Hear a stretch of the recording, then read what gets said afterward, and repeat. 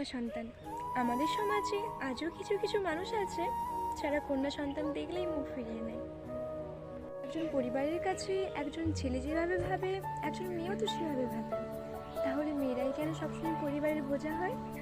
কন্যারা হলো ঘরের এক প্রকারের লক্ষ্মী, তাই তাকে অবহেলা নয়, যত্ন করে গুছিয়ে রাখুন। আজ আপনারা যাকে বাড়ির বোঝা মনে করছেন, কাল সেই হয়তো বড় হয়ে আপনাদের শেষ বয়সে লাঠি হয়ে দাঁড়াবে।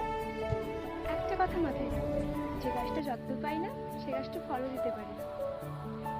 জানি না, তাই এইসব ছেলে মেয়ের মধ্যে ভেদাভেদ না করে যতটুকু পারবেন তাকে ভরসা দিয়ে রাখতে শিখুন।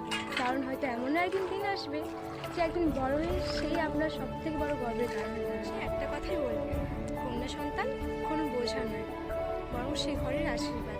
তাই তাকে ছোট করে না দেখে বড় হতে সাহায্য করুন।